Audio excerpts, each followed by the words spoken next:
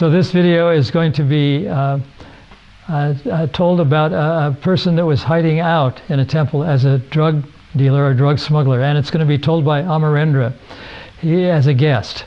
So I won't be speaking directly, but you'll see him. Hare Krishna. In the 60s, when the movement started, 60s and 70s, in America, drug dealing and prostitution and meat eating were all sky high.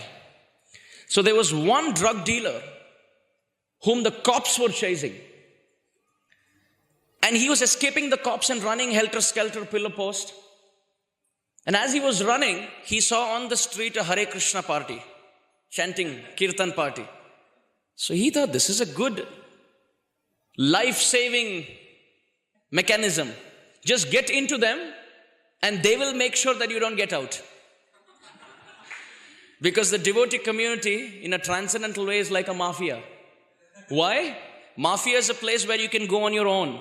But once you come in, you know so much that you can't leave. They won't let you leave.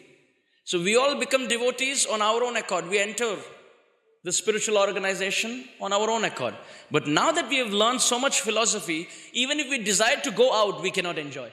Because we say, okay, I'm going to give up bhakti and just watch a movie. You put the TV, Dehinosmin yatha dehe kaumaram yovaram jara tatha dehantara praptir dhiras tatra namuyati. Next channel. Matra sparshastu kaunteya shitoshna sukha dukkhada aghama pahino nityastam titikshasva bharata. This person switches off the TV and says, let me as well go to the temple. So it's like a mafia. You can come in, but even if you want, you can't leave because Krishna holds you like that. So this drug dealer just entered the Sankirtan party to escape the cops. The cops were running behind him and suddenly they couldn't find him because he disappeared. And there's a Hare Krishna party, dancing Sankirtan party with flags and posters. And as the cops van moved by, because they thought this is not the drug dealer where he is, this is the devotee community. So this person tried to leave the devotion, the Sankirtan. But you know how devotees are. He tried to escape from this side. He said, hey, chant Hare Krishna. He pushed him to another side. So he tried to escape from that side. And the devotee said, hey, chant Hare Krishna and be happy. Why you're frowning? Be happy. So he tried escaping from ahead. And the devotee ahead said, hey, chant Hare Krishna. Don't leave. One human form, why you're leaving? So then he was just smothered there. Performing kirtan in that assembly, he reached the temple. Now the cops were a little suspicious. They thought maybe he escaped in. So the cops van, the police van was standing outside the temple. Now this person is in a fix because he entered the temple, he cannot exit. Because if he exits, the cops will catch him. He went and told the temple president, I want to join your temple. The temple president called the lead singer of the Harinam party. And he said, amazing singing. Such pure chanting. People are coming and saying they want to join full time. You should do kirtan every day. And the lead singer felt very good about himself. He said, okay, this is a very good policy. Now this person, drug dealer who entered the temple, he didn't know what he was getting into. He thought he can be comfortable. This is the life of lazy people. That's what he thought. But next morning, 3:30, he was woken up. Hey, Jiva Jago, Gaura Chandra Bole. I'm not saying Gaura Chandra is saying. A drug dealer is thinking, who's this Gaura Chandra? Wake up, you got to bathe. She thought, okay, this is the custom. He went there. Then there was a big line. Only one bathroom at that time. So 3:30 in the morning, there's a big queue.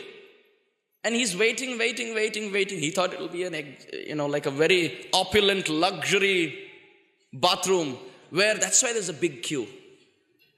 So he entered cold water in the middle of winter. So he's thinking to himself, where is the heater? And as he's thinking, devotees are knocking. Hey, Shri Vigraha Ara Chalu hai udhar. The third verse of Guru Ashtaka is going on. Come out. So he doesn't know what's happening. He just took 2 mugs and he came out. He went down. Everybody's standing and staring at some statue.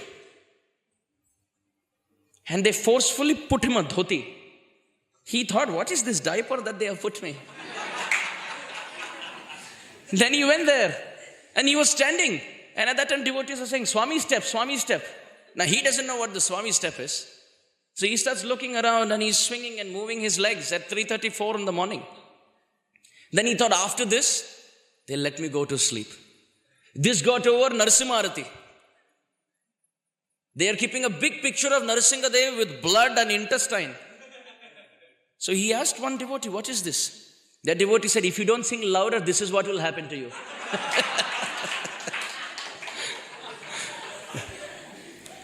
He said, the last devotee didn't sing loudly in our temple, so he's there on the lap on that picture. So you better sing loudly. So this person started singing loudly. Then he thought they'll let him go. After that, everybody starts circumambulating a plant. At 5 o'clock in the morning, what is this? And everybody's walking one after another, after another, after another. Some were doing 11 parikramas also. So he asked someone, how many rounds to do? The devotee said, till the time you don't faint, keep doing. So he continued doing. Then he thought, finally I'll get to sleep. But the actual challenge began after that. The japa time began. So everybody picked up their beads and put it in the bead bag and put one finger out. And chanting like this. And wherever he's looking, everybody is doing this. No, it's you. And he starts thinking, maybe they know that I'm the criminal. I am the drug dealer. It's you. Yes, it's you. Everybody knows it's you. So he asked one person, what is this? And, why are they all pointing towards me? And the devotee said, because you're the only one not chanting. They're all pointing, he's the one. So you better start chanting. They gave him beads, gave him a bag. Now he thought chanting on the beads is all too much now. He has no clue what this culture is. So he said, let me do it but not do it. He kept the beads aside, put his hand into the empty bead bag with his finger coming out.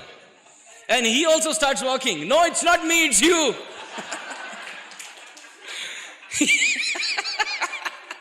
It's you and it's you and it's you and it's you. And he starts walking with an empty bead bag. Some devotees start saying, how much taste he's having. First day. He's walking. They don't know it's an empty bead bag. And he didn't know for how long this was going to go. 15 minutes, 30 minutes, 45 minutes, 1 hour, 2 hours. And then he heard some devotees say, no, 1 more hour left. He said, what is this? He said, no, I'm chanting extra rounds, so 1 more hour I have to chant. So this person got scared. Then he thought, I have to go to sleep now. No, but then the curtains opened. And again everybody starts, Govinda Madipurusham. He has no clue what is being sung. And then after that, everybody turns towards Prabhupada's deity and then this loud kirtan. He was thinking, oh my God, all this from 3:30, this is too much. Then he thought I could sleep, and he was right. It was Bhagavatam class.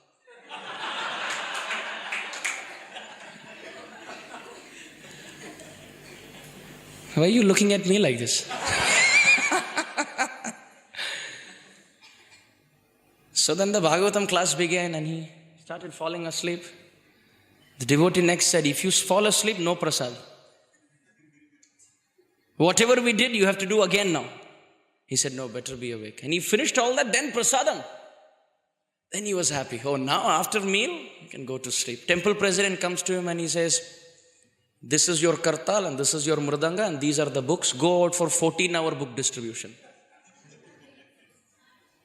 Go out. At least 12 hours you should do. Go at 9 a.m., come back at 9 p.m. Do kirtan all day at the street and give out Bhagavad Gita to everyone. Do this. So he said, 12 hours. He started doing this, started coming back at 9 p.m. Day 1, day 2, day 3, day 4, day 5, day 6. After 6 months, he came to the temple president. He thought, now this is too much. Let me speak the truth to him. He told the temple president, Prabhuji, I am not the person you think I am. The temple president said, wonderful, this is our philosophy. We are not this body, we are spirits. Self-realization in 6 months.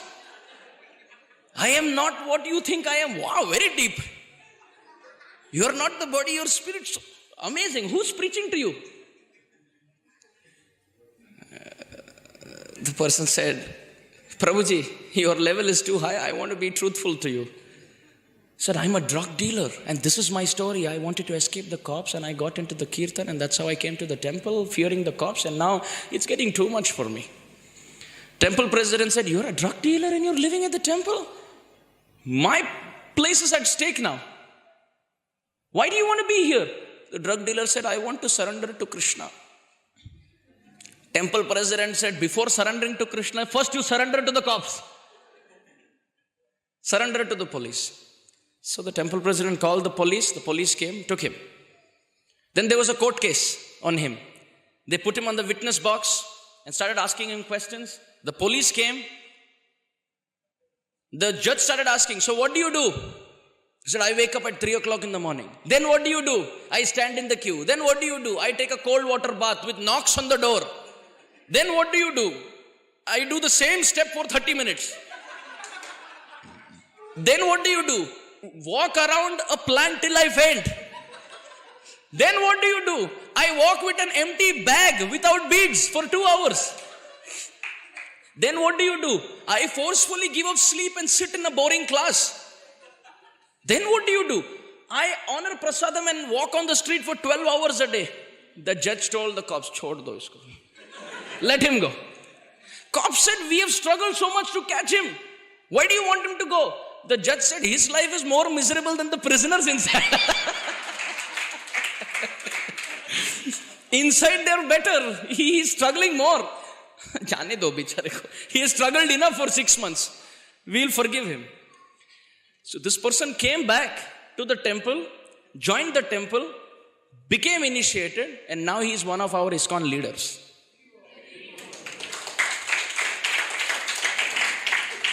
I wouldn't tell you the name. But this personality, when he was giving a class, he himself said a very beautiful realization. He said, what the judge thought was worse than the prison life was actually the perfect life to purify me.